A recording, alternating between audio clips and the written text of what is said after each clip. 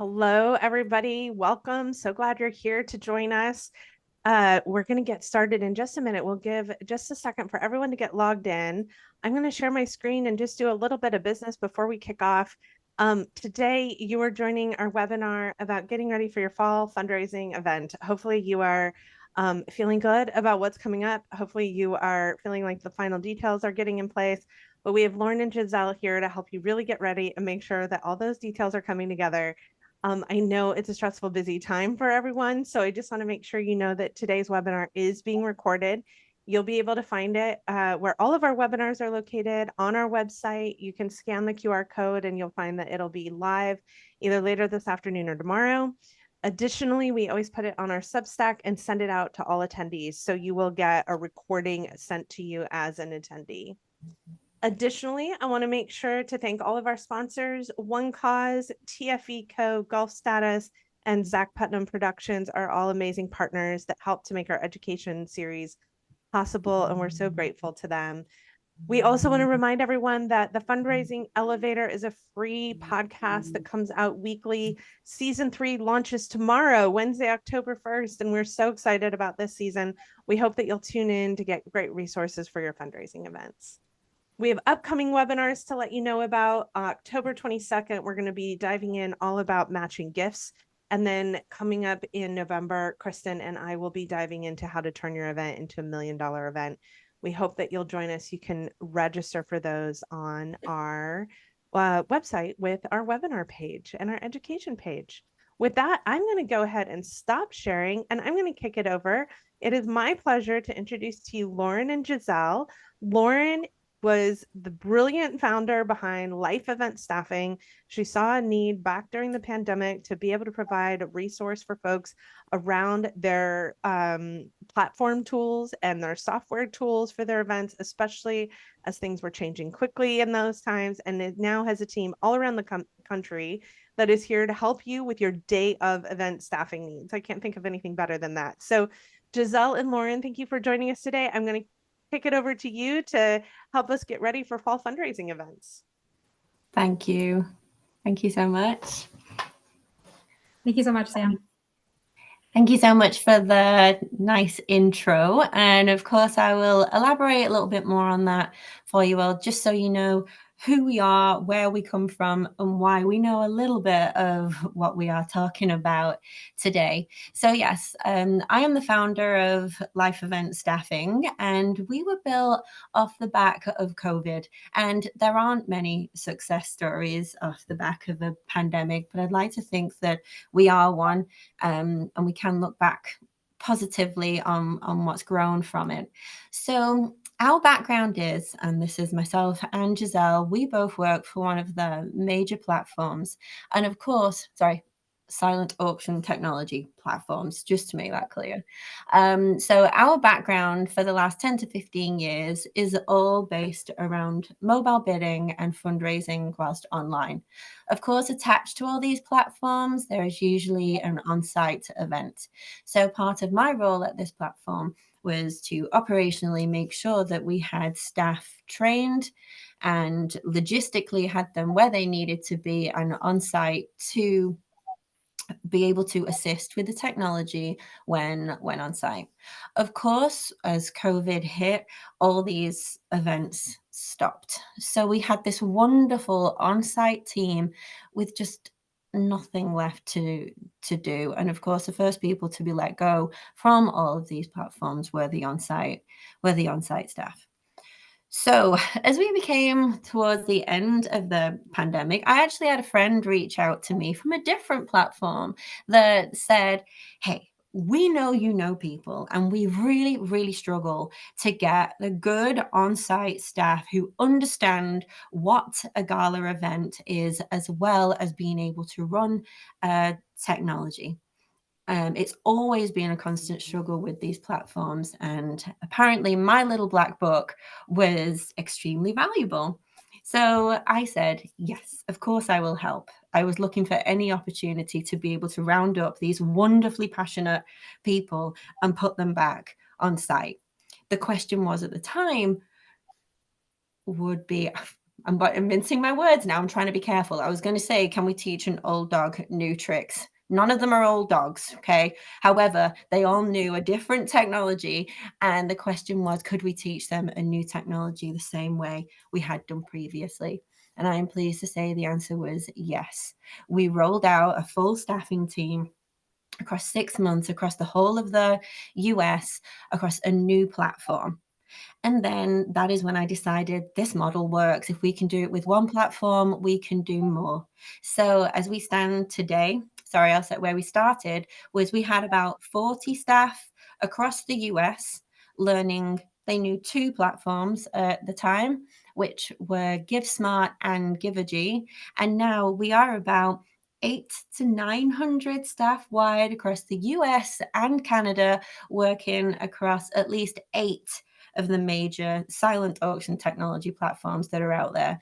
And I am so pleased to say that we have had a really successful 4 years, and every person that is on our team holds the values of our company and the heart for every nonprofit organization they work for, and they really are just where they are meant to be. So I'm so pleased to say that I'm so proud of our entire team and what they have helped me build over the last 4 years. So big shout out to every on-site event manager and event support person that might be listening who is a part of our team. You are all wonderful.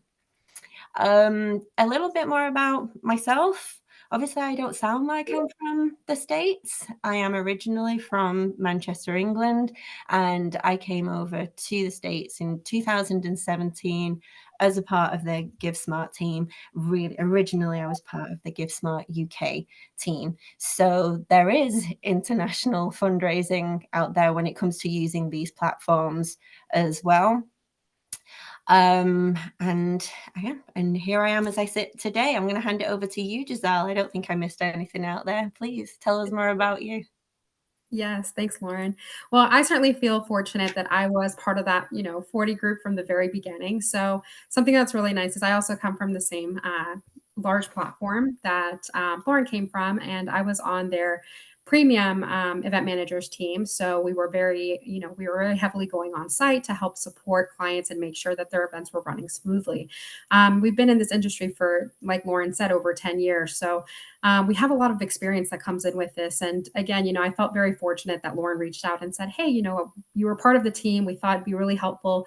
And there's more platforms that we want to eventually expand and roll out with. So would you be interested? And I'm so glad that I was able to say yes at the time and joined the team and have been here since. And more recently in 2024, actually joined as the marketing communication specialist, taking on more of our communications and just getting more of outreach so that people can understand and know exactly what life does for these amazing events. And just being a part of that just makes a world of a difference, right? So I think that I can speak for both of us when we say that we're honored to be a part of such an amazing team. And a little about me. So again, I've been in the silent auction platform world for just over 10 years, and I've been in the event industry in general almost 15. So it's crazy to think about that, and probably ages more than I really want to, but I'm just excited to be, again, a part of such a great team. So we're excited today to talk about, event fall fundraising. And so today, what we'll be going through is talking about how staffing for impact and on-site tech registration and volunteers all kind of take place in preparing for this fall fundraising, right? You want to make sure that you have all your ducks in a row and are taking advantage of all of the best cases for you to make sure that this fundraising and your next fundraising event is in place and ready for a successful event. And we also want to be a part of that. We know exactly what it takes to just make an event smoother for you. And we know what it's like. Again, we have a lot of the event managers on site have over 10 years of experience working these events. So today, we really want to take you through what that looks like for life event and what it looks like when you partner with us to make sure that these events just run smoother for you overall. So I think it'd be really interesting to kind of talk about what staffing for impact really feels like, right? So Lauren, I know event check-ins can be pretty hectic and often very unpredictable. So I want to kick off our first section here talking about missed donations. Have you ever seen or been at an event where an organizer has missed out on donations? because of a guest bid number was missing or their contact information wasn't captured. I'd love to just kind of hear any experience or any situation you've been in or heard of that you've run into before. Yeah, please do feel free to comment if anybody does or has experienced this issue, because for us, we feel it's one of the key unfortunate situations that happen at the events we run. If anything is going to go wrong, it always seems to revolve around bid paddles, which we find such a shame, because they can also be such a huge fundraiser for your event when you are doing a live auction. If we ever find out that people aren't, we always want to try and convince them to do a live, because such a fundamental component of every fundraising gala that we attend, being pretty much 99.9% every event that we attend, is going to be one of these annual fundraisers. So obviously you want to be gathering in as much as possible. So with the use of technology, and then also the event, making sure that that live auction runs as smoothly as possible is so key. And this is the impact that our staff can have. But I think what I'd like to highlight first is, I know we've got volunteers at the end that we're going to approach on, but if everybody has a full understanding of how a live auction should run, it makes it far easier at check-in, whether you're using technology or not, to make sure that every paddle is attached to the correct person.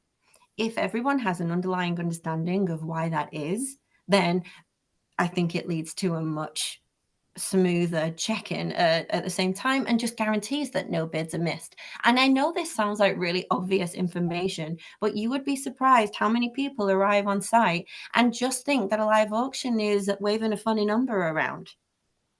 Okay. We actually have Kim in the chat who talked about her experience and said she attended an event where bid numbers were on the table and not assigned to guests. The organizer said that they knew who was sitting at each table. But yeah, we can definitely see how that can be a bit of a disaster. And again, we completely see that happen in so many events, and that's something that we focus on, right? That we want to avoid. So thank you, Kim, for sharing that. Yeah, absolutely. I think it is just a lack of understanding of what a paddle number actually is. So let's just highlight for the call now. A paddle number is a number that is used for simplicity instead of a name during a live auction. Instead of having to call out Lauren Batterby wins item number 159 for X amount of money, you're just able to shout out bidder 135 win. Okay, and then the amount. If you just shout out that bidder number and there's no name attached to it, who in the room knows? Again, sounds extremely obvious. So really, this is where we can maximize the fundraising outcomes, because if every paddle is attached to a guest when they do bid on the night, not a dollar is lost. Because if that paddle is being waved around and you're up in those 20,000s and then no one knows who that number is attached to, that money is essentially just lost. It just disappears into thin air, because there's not much we can do to rectify it at the end. So homing right in on this slide to say the impact that our staff can have is the fact that no paddle number, no bidder number is missed at the point of check-in before they enter that room, before the live auction starts. Making sure the technology runs smoothly, but also making sure that all that data is entered correctly at the very start of the event is key to the fundraising for the rest of the night. And I can't stress how important that is. I think the check-in and check-out are, please do argue with me, but the most important factors when it comes to the event. Obviously the fundraising itself, but making sure you get it right in the first instance. So making sure you can run a smooth check-in. Do you have enough staff at your check-in desk who know what they are doing to make sure that they then have enough time to offer a fantastic customer service as guests arrive and make sure they've got a smile on their face at the same time, as well as making sure that line moves swiftly, getting them to exactly where they want to be. Another key point is location of your check-in. don't make sure people are outside in the rain in a long line or in the height of summer in peak heat. Just making sure that line keeps moving. It's nice and smooth. All they want to do is be in that room with a glass of champagne in their hand. So let's get them there as fast as we can. So that leads into that enhanced guest experience I was highlighting as well. Seamless collaboration with our team and a professional synergy with other experts. These also go hand in hand. So, as we have said, we have a lot of experience, and over the years, so do our on site team. So, we come across within our regions a lot of the same experts that come together when on site. So, working with not only your team, year after year, but also working with the professionals you also have on site, like your certified benefit auctioneers, that I can't stress anymore that they are worth their weight in gold. If you want to talk about having an impact on your fundraising, use a professional auctioneer. With your professional auctioneer and our staff working your live auction, that is absolute key to your fundraising impact on the night. That auctioneer will boost your funds to the best of their ability, and then our team will be there to support to make sure no bid is lost and no money is left on that table by the end of the night. Also, then leading into that smooth checkout with the use of technology can make sure that the entirety of all funds are taken at the end of the night with nothing missed. If you have anything else you'd like to add to this slide, Giselle, that you may feel like I have missed in regard to, oh, Sam's appeared. I think Sam has a point. Well, I had something that I wanted to ask actually. So, one of the things that comes up for us often when we're teaching, because we use paddles so frequently in our planning, but not everyone does, and not everyone's always in like instituted a paddle. And one of the number one questions I get is, how do I add a paddle to my event? Like, what are the logistics of that? And I think there's sort of the basic simplicity of a nice big single sheet 3-digit paddle that you create. We have them free on our website. You can download them if you want them. But Giselle, can you talk about, as you think about the platforms, all the different platforms you're in, is there a sort of recommendation that you have for all of our planners that have an event coming up shortly of how you actually go about assigning those bid numbers? Is it as simple as a button click? Do you do it before? Do you do it on site? What's your best practice for the key thing that you've just indicated, which is having those bid numbers pre-assigned? Yeah, Sam, that's a great question. And I think it's going to vary depending on, what type of event you're going to have, who your attendees are going to be. We have some events where you know exactly who your audience is. It's going to be, it's very, very rare that you have switches in your attendee names or, things happening. We know at check-in, sometimes people will replace one person over the other, and that can be a quick switch as far as a bid number. But in those situations, sometimes it's easier to pre-assign those bid numbers because then you could have those bid numbers already set on the table, ready to go. The attendee doesn't have to worry about going around and finding it. But more often, we go to events where you don't know the attendees. It's really sponsor tables, and you may not have those guest names yet. In those situations, and I would say in the majority of events, we recommend assigning them at check-in. That way we know the number that you're actually handing to that guest is the number that you've assigned at the moment of check-in. That guarantees that we've seen the number, we've also talked to the guest. It also gives us a point of conversation where we can say, hey, this is going to be your number. Make sure you hold on to it because any bids associated to that number is associated to you. And usually the attendees are like, yeah, I don't want anyone bidding on my behalf. So let me hold on to this and make sure that we know. And it is our bid number. And a lot of times, depending on the bid paddles that, organizers are using, sometimes we'll write their information down. I often see a lot of organizers have maybe like a little sticker that allows us to write their name and their table number. And so it also acts as a way of them remembering where to go once they actually go in. It gives them an opportunity to not have to remember which paddle is theirs because they'll just quickly find their name and know which paddles is which. So definitely quite a few ways to do it. And it really, again, depends on the attendees and who you know. But more often, I would say that assigning at check-in is usually going to give the organization in general the best experience overall. Thank you. Of course. Thanks, Giselle. I think to add to that as well, Sam, you mentioned the size of the card. Like that is so important. And again, if we just think about it, imagine yourself as the auctioneer at the front of a large room. The lights are bright, they're in his face, and you've got a business card size bid paddle. He's never going to see that from the back of the room. So bigger, better, 3 numbers, so we don't get it confused with our table numbers. Because if you've got 20 tables, 1 to 20, and then you have a bidder card, a bidder paddle that starts at 1, very confusing as well. So starting your bid cards at 100 upwards, or whatever suits you on the night, every auctioneer will thank you for that as well. Monica just shared in the chat a really great point that best practices for pairing a paddle number for couples. They have the registration team ask, will you be sharing a bid number? So there's no assumptions that are made, but that you acknowledge that there might be a person standing next to them that they will or maybe want their own bid number. I think that's awesome advice, Monica. Mm-hmm. Yeah, that's exactly how we also do it in training when we're talking about couples coming in or pairs coming in who want to be on the same account. Sometimes it's mother and daughter that want to bid on the same account. So usually when we're checking in, guests will come up and they'll say, hey, I'm checking in for me and 3 other guests. We'll usually ask them, hey, did you want to be bidding on the same account or would you like to bid individually? And that gives them the opportunity then to tell us if they want to be on the same paddle or not. And so we're able to then register them accurately at check-in. And again, that's another good call out on why sometimes it's better to assign those bidder paddles at the point of check-in, because that may happen. And so at check-in, maybe the husband gave us the credit card, but maybe the wife, didn't have it, but the wife is the one raising the paddle. So then that creates more work for the organizer at the end.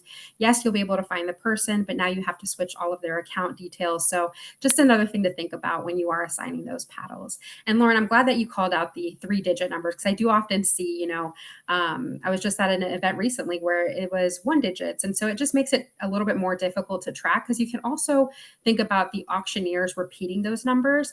They'll usually say, thank you, paddle number one. And sometimes you're not really thinking and you might hear 21. And so it's just more for accuracy as well. So that's definitely a good recommendation there. Mm-hmm. I think just one last thing to point out, which actually leads us into the next point you're going to highlight, Giselle, is it does, or it can also depend on which technology you are using and the best practice which we can accommodate within the platform as well.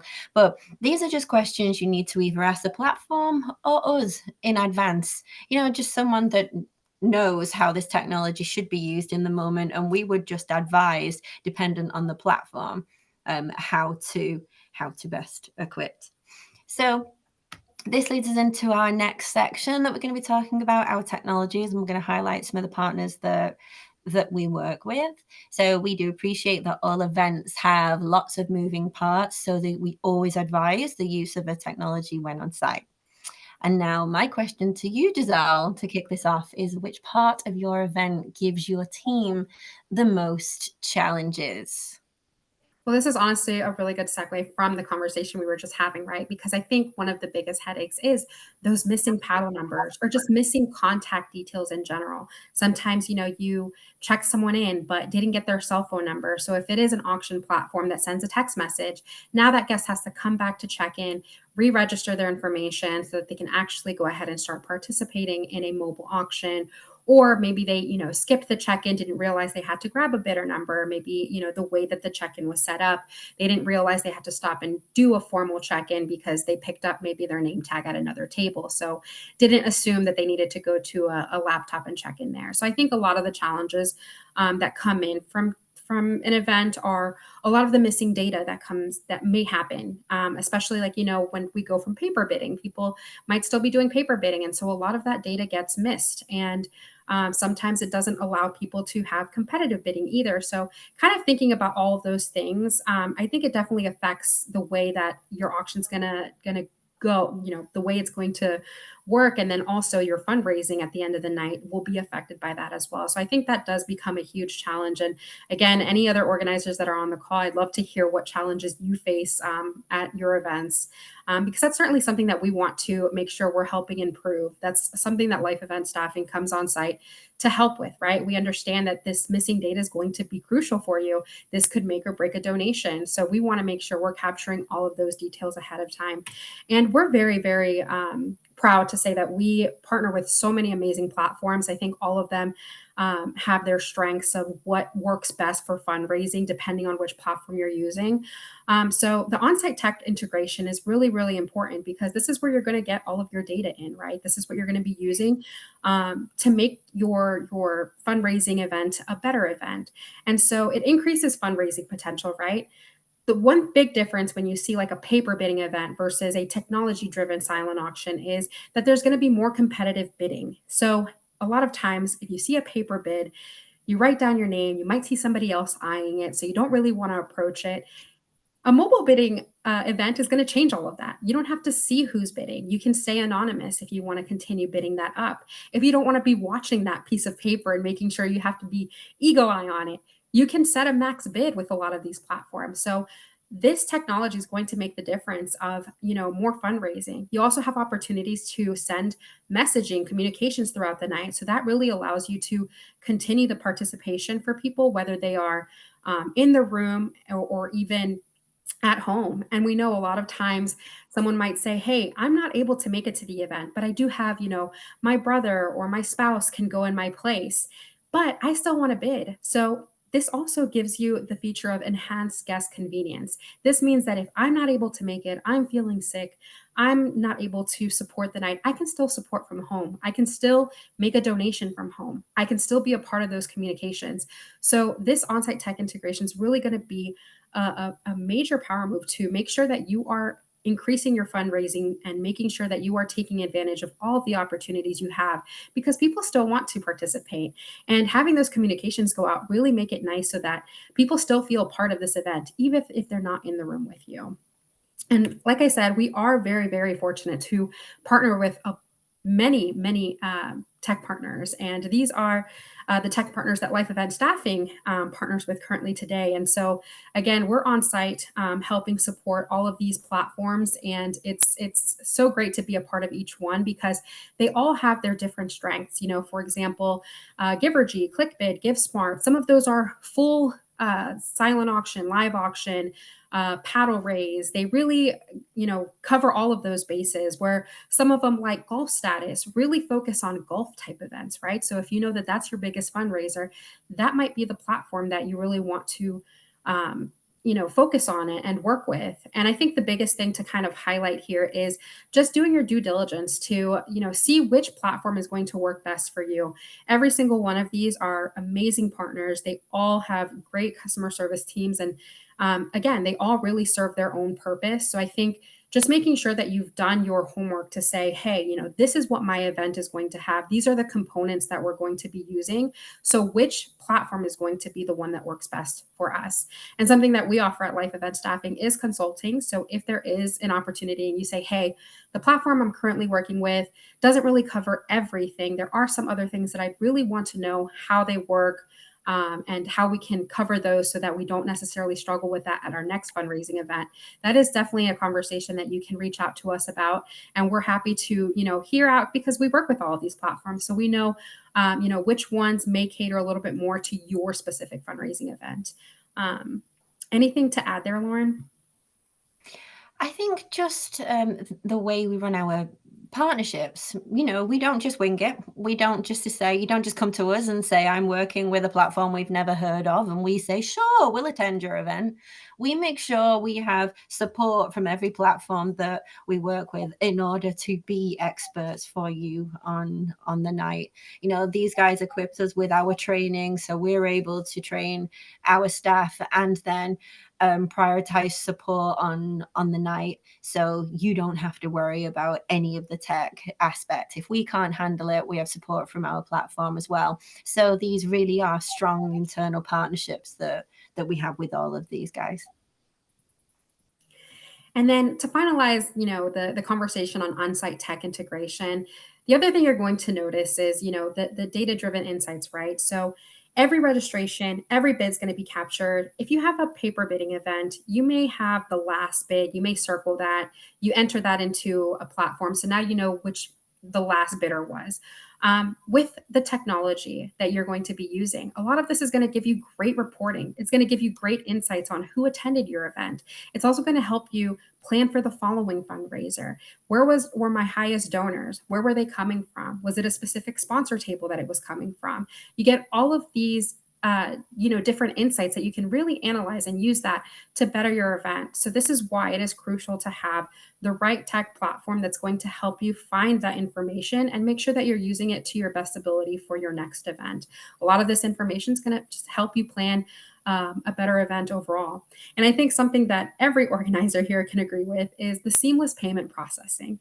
You don't want to have to follow up with guests over and over to get that payment. The nice thing about these on-site tech platforms, it allows you to have an easier payment processing, right? You're able to partner with someone so that someone can seamlessly go in and check themselves out. A lot of the platform partners that we have allow you to send a text message, and then they click in the text and they can easily check themselves out. So they don't even have to visit the checkout table. If they want to skip and go home, they're able to process their payment from their own phone.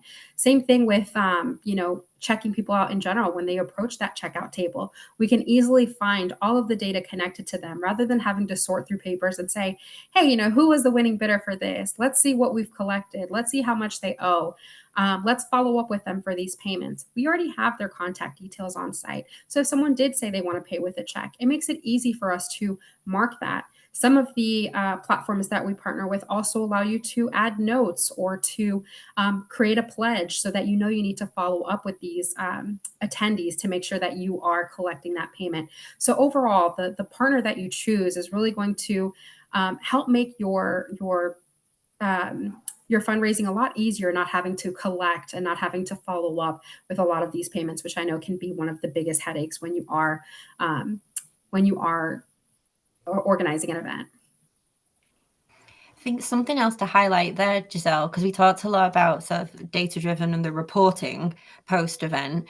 The reporting for each item, what sold well, what sold at the highest amount year on year, what had the most bids, what sparked the most interest, what was driving those bids up on each particular item. I think some platforms as well also show when peak bidding time of night was as well. What was it you did at that point in the evening? Did you make an announcement? Did you send a text message that was maybe to promote items with no bids? And then suddenly there was a boost in bidding at that point. It truly is amazing what you can gather post-event, what is gathered within these platforms in regard to what will help you towards your next event. And obviously this data is all saved, so it's not going missing on pieces of paper. You can take that with you. And just one thing to highlight that we haven't mentioned here that we do get asked quite a lot is about items. What type of items, what's selling well at the moment. And I think we don't talk about our consignment companies enough.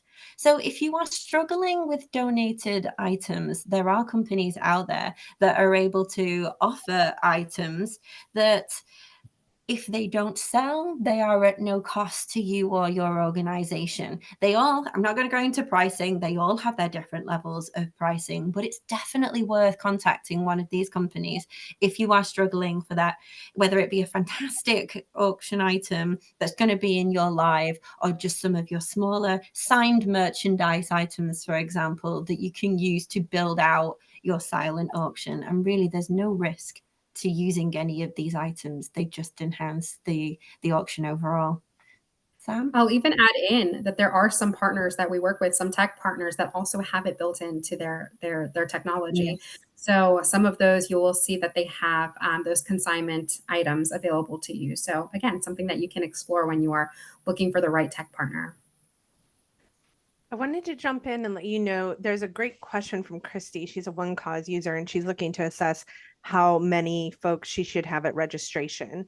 So trying to plan for the best number of registrant volunteers and also plan for her iPad use and manage her budget with 600 guests coming to her event. Do you recommend 8 volunteers at check-in is her question? My rule of thumb is each volunteer can usually check in about 50 guests an hour.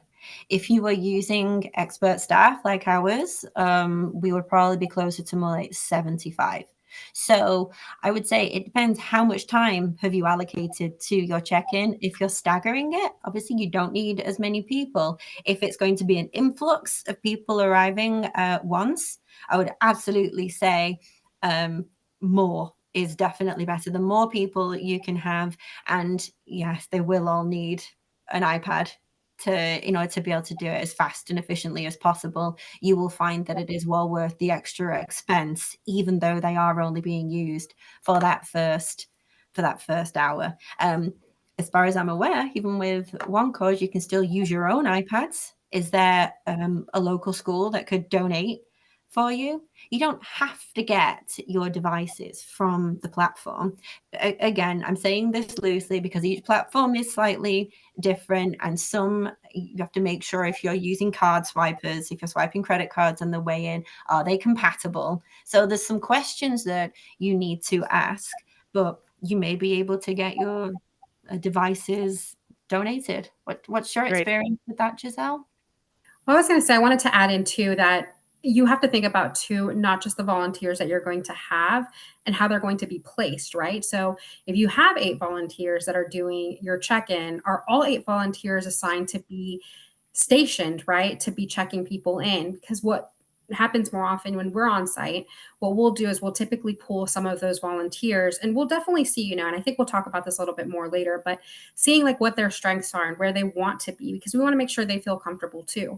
And so a lot of them, may be better as greeters and they just want to push the line. This is going to be helpful, especially for, I know Jacqueline just added a question about, what happens when the lines back up. That really goes into that is if you have those additional volunteers that are able to be assigned to move those lines and to make sure that they're on the lookout. So a lot of times, an 8-person check-in is going to get congested. That's just part of, the nature of events. But a lot of times is you can't spot, as an attendee, you can't spot which line is open, right? So you're kind of standing there waiting for, the person in front of you when there's someone at the end that is ready to attend you. So having volunteers specifically assigned to those roles to look out for which check-in line, or if you have, a wand that allows the check-in person to wave their wand and say, hey, I'm available and open. That's really helpful too, just to make it so those lines can clear and go faster. We've seen events where, I was recently on an event where we had 8 staff and 8 volunteers, and it was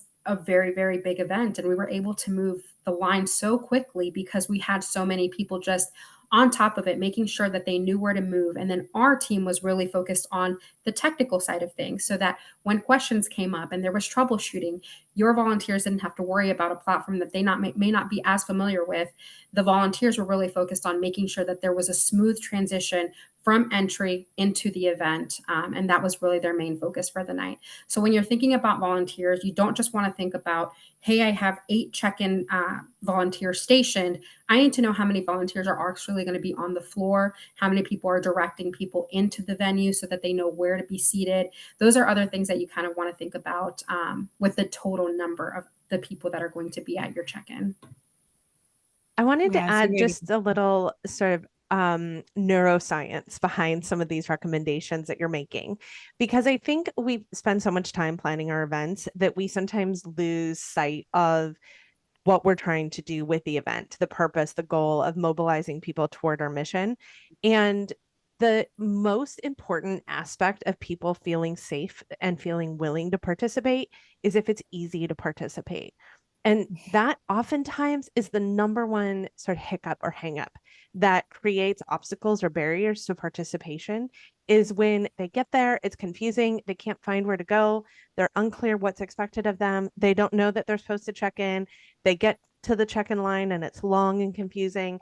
You get up to the person who says, I can help you over here, and your name's not on the list, and they don't know where you're seated, and they don't know what your bid number is.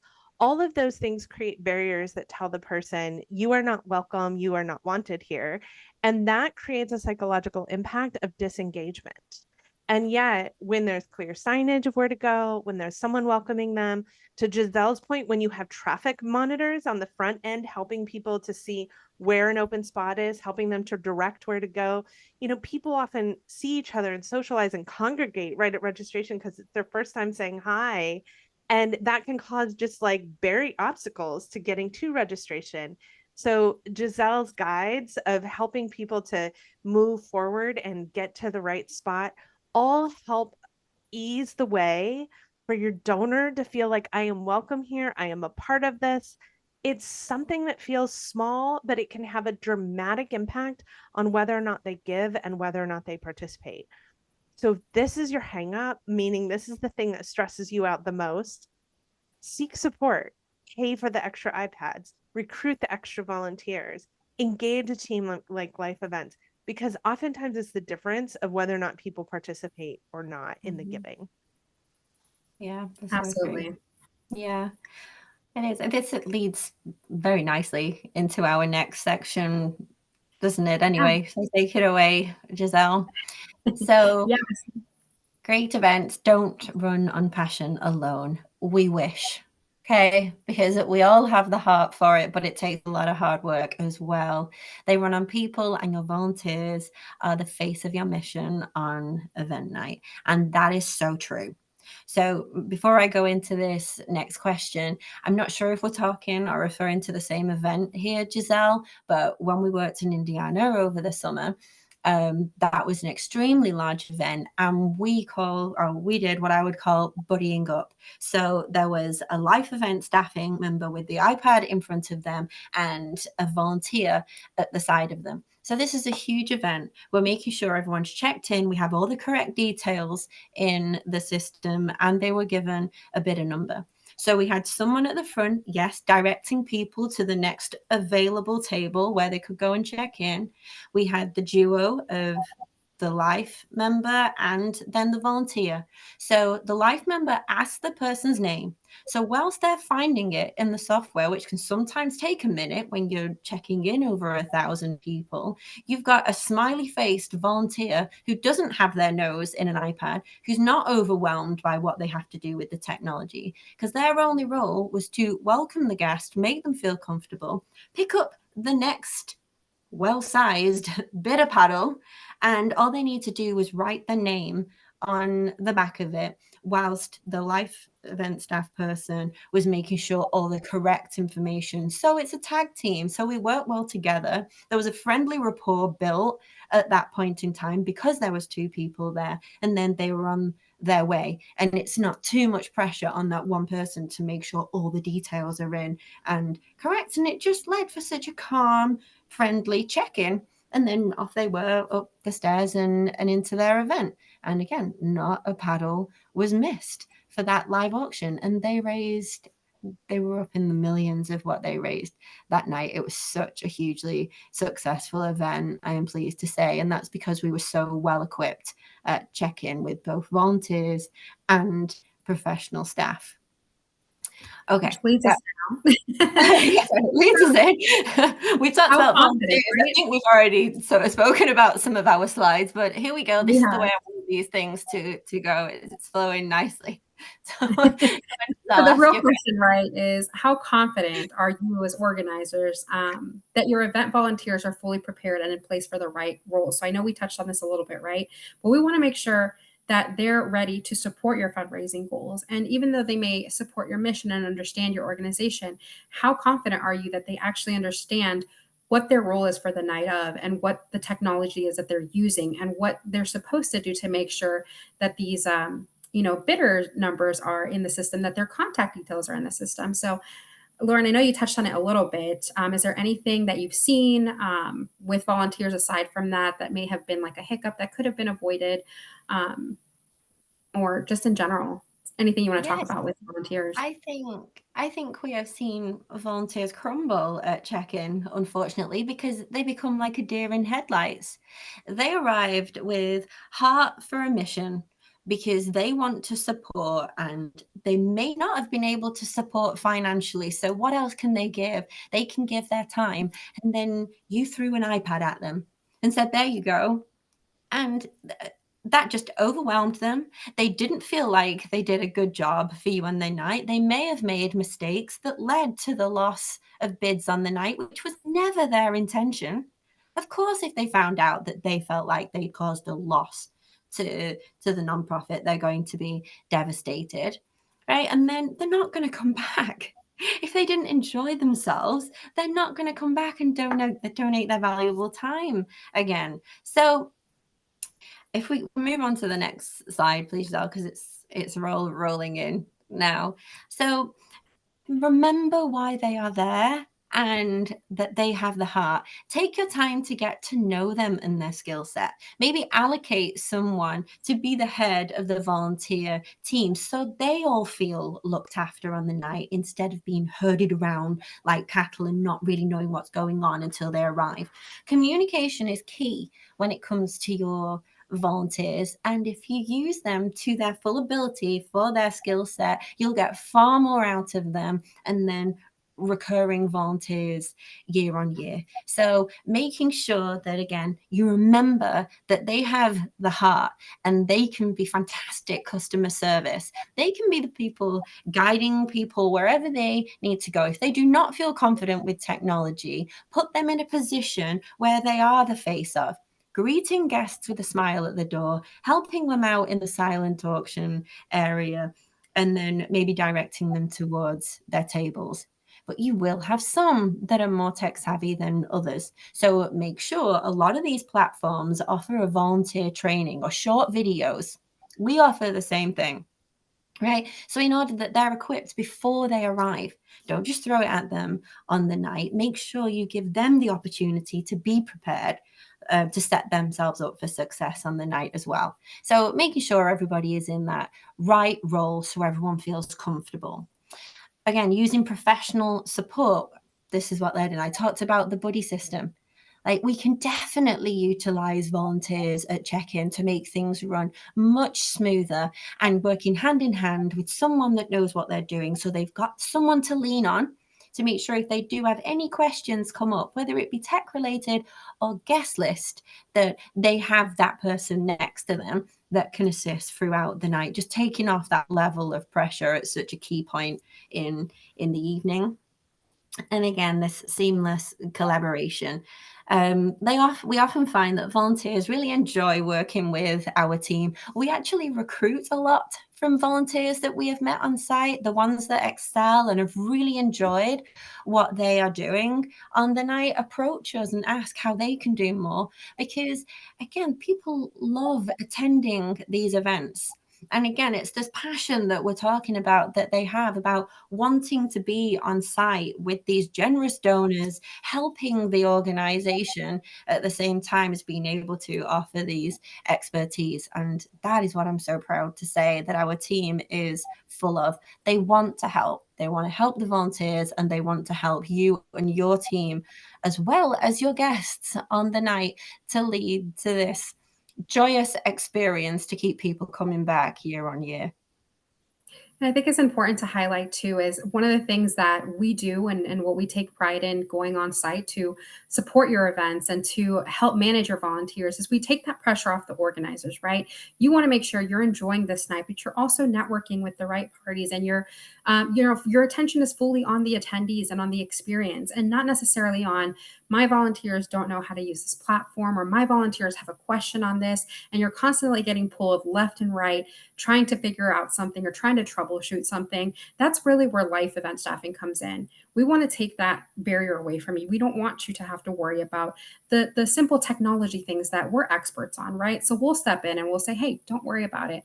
Let me handle this and I'll make sure that your team feels, comfortable with the platform. Something that, makes my heart warm and when I go to these events, sometimes I'll hear volunteers say, oh my gosh, I was scared to volunteer at this event because last year, we just didn't know what we were doing. And now I wasn't even worried. Like you were so supportive and you helped us with, making this smooth. And this just makes it so much easier for us and for the team. And we hear this so much from organizers where, man, I didn't really have to worry about the check-in. I have never gotten to be able to sit down during the event. I'm always running around. This is the first time I actually get to enjoy my event. And that's exactly what we want. We don't want you to have to worry about these things. Leave it to someone else who can not only run the tech side of things, but then also make sure that your team feels supported that entire time. They feel comfortable with the platform that they're using. They feel comfortable in the role that they have, and that they know that someone has their back the entire time. So it's a lot of those things that you'll think about that, as you're planning this event, doesn't really come to mind, but on the day of, it just makes such a big difference to have that support there for you. So I just wanted to add that in. Awesome. Well, I know there's about 10 minutes left, and we did want to give the floor to you if any questions came up. I know we've answered a few throughout, but if there's anything that comes up, we'd love to help answer that and see how life event staffing could help support you at your next fundraiser. I noticed in some of the comments that there was a question about those lines and what to do if it occurs at your event. Even in the best circumstances, we can work so hard to put all the prevention methods in place, and still sometimes they happen. We had an event that we were producing in San Francisco that the way people came into the event was just a traffic jam, and there was nothing we can do about it. The venue was under construction and there was no other option, and it just created this long line at registration. And it was like all systems have been developed to make it nice and smooth with no lines, and then here we had this long line happening as a result of the venue construction. And in your notes, I see here Jacqueline and Kim have both offered that restlessness sometimes can be mitigated by making sure that people feel welcomed and greeted. We often do what Kim is suggesting, which is if that line happens, we are quick to get our catering partners out there with champagne or a welcome drink, and we are quick to get board members out there that are literally welcoming people and talking to them while they're standing in line, so that people feel still connected, still feel welcome. And maybe even those board members can explain, we're so sorry for the backup. We've had unexpected change in the venue, or we've had, an unexpected, sometimes things just happen, right? Like we had an event where the power went down right before, or we had an event where the software went offline and we couldn't do anything about that. We went to old school paper registration. We let our guests know that as they were standing in line. So it was clear. They came with a lot of empathy, like, you're doing great, good job. And it allowed for a connection versus a sense of disconnection. So I think that's such an important comment. Thank you, Kim, for that addition. It's such a nice thing to be able to still think about the guest experience, even when you're like buried in the stress of the moment. Yeah, I'm glad you brought that up, Sam. I can't even say how many times we need to pivot, right, at the last minute and have to figure out what we're going to do to make sure that the guests feel welcome. And at a recent event, we had the same thing happen where it was just the venue itself was limiting on how many people could actually be in the room checking in. Something that was beyond the organizer's control, wasn't something that we could, change. So what we did is we actually pivoted to having some of our staff walk in line. And as they were having conversations, they were selling raffle tickets, which in turn would not only promote part of your event, but then also register those guests as they check in. So as soon as they got up to the front of the line, their information was already in the system because we've already added it when they did their purchase. So it was almost like expediting the line, but also giving you another fundraising component. So it was really nice because they would get to receive this little blinky light in exchange for their for their raffle ticket. That would be their entry. And that was a really nice way just to keep the engagement going. And also people were like, well, what is that? What are they buying? So they were distracted and not really thinking about their weight. Instead, it became an opportunity to create more money. And it actually became the highest amount. They doubled the year before of how much they've raised just by pivoting to something where they could entertain the line, but also allow you to expedite there. And that's kind of the way we word it, right? We're expediting your check-in, and you also get to participate in the raffle. You won't have to wait in line inside for that. Let's go ahead and get it for you now. And it was just an amazing turnout. So those are the things that, we try to pivot to and figure out how can we make this into a better opportunity for your guests and for the organizer as well. I see I think Jacqueline another just point added. to add there, in regard to expediting, a lot of the platforms now have QR codes. So you could actually print out a QR code, go down the line with it, say, here you go. It's giving them something to do. They can be checking themselves in online. They could even be bidding whilst they're standing in line, right? And then by the time they get there, we've already expedited. We've got so much more of their details that it's much swifter way of moving in. So ask your platform if they supply a barcode as well for check-in. Jacqueline made the note that as a board member, she's often hosting guests that are there. So like being able to jump in and troubleshoot the line. Jacqueline, thank you for being a host. Not all board members are. And so it's a nice way to pull board members into getting involved and sort of just being a welcoming committee. But when you are hosting, one thing that can be a huge support to the logistics of day of is making sure that you have your guest list complete and to the team before the event day. That's probably the biggest impact. I think that folks underestimate the value of having all of those names already registered. And yet, the number one thing that that does is it allows for easy, smooth registration. And it also allows for guests to feel expected, which is a like little extra cherry on top where you don't really know the psychological benefit of it, but it moves folks really smoothly into understanding like this is their place, they belong here. Exactly. Instead of having to say, hey, I'm here with Lauren. Perfect. What's your name? And then we find them in the system. It makes them feel like, oh, I'm in there. Absolutely, you are. And I will say, too, something with board members. Normally, I would say, like typically with an event, we actually recommend having them either at the entrance once the guest has already checked in. Because oftentimes, when you have board members in the lines, that sometimes holds up the line, right? Because they're so intrigued and they want to talk to people that they know. And now there's a cluster that happens at check in because people are catching up. And so it actually creates a barrier for people getting in. So sometimes, depending on your venue, depending on the layout of the event, sometimes having them can actually deter people from checking in. So really knowing your space, knowing the setup, knowing the layout, and knowing how it's going to flow is also going to make, a big difference on, do you actually want your board members there? Would you rather have them at the entrance once they've already checked in? That's a little bit nicer because now you can get them to flow into like the silent auction area.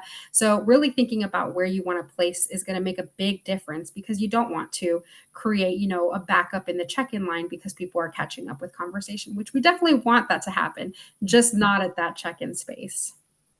Well, Giselle and Lauren, you brought so many great tips. I'm going to distill these tips down into some bullet point checklist recommendations for when we reshare out the webinar. So if you are logged in today, expect to see also just a checklist of things you can do to prepare for your event.